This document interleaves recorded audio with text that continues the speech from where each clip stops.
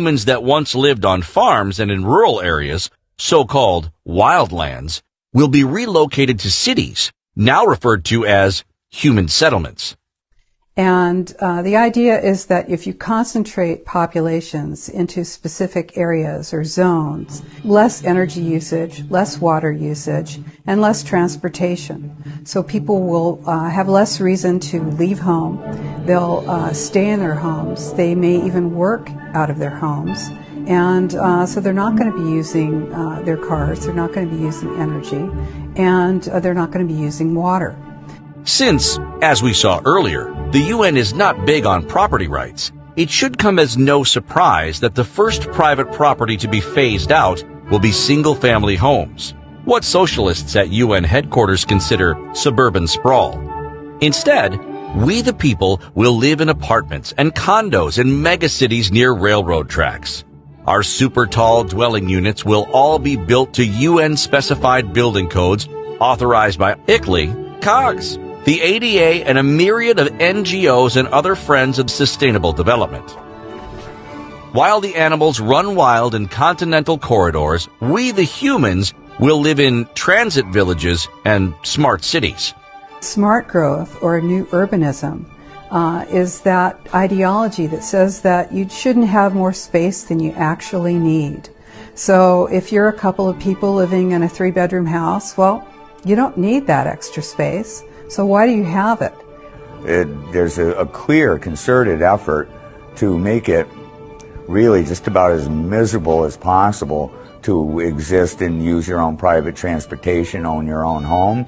All impetus and incentive, in financial and otherwise, is to convince people that it is unsustainable to live in your own home, have air conditioning.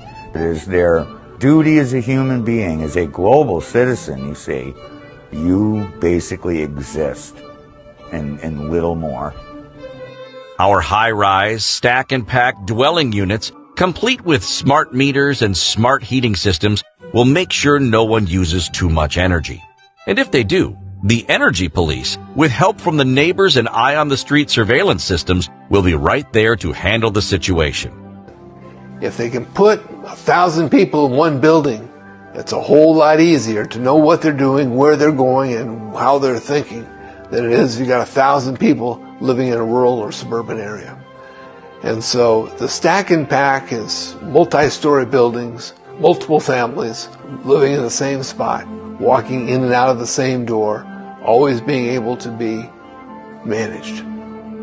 And smart meters play a big role in that management, as they can measure everything that you do in your life when you're using smart appliances. If you have a garden or a single-family residence, while you're watering your garden, you maybe have more than one bathroom, you're taking too many showers, you're using more than your 10 gallons of water a day. And this is unsustainable. So you need to be removed from your single-family residence. Anybody that's got a couple of acres of land and his own water supply and can grow his own food, these people are a threat to the collectivist society, because they aren't going to go to the politicians and say, please feed me, please clothe me, please give me shelter. That's the secret behind Agenda 21. They want people out of the country. They want corporations out there growing all the food and that kind of thing, but they don't want anybody living out there.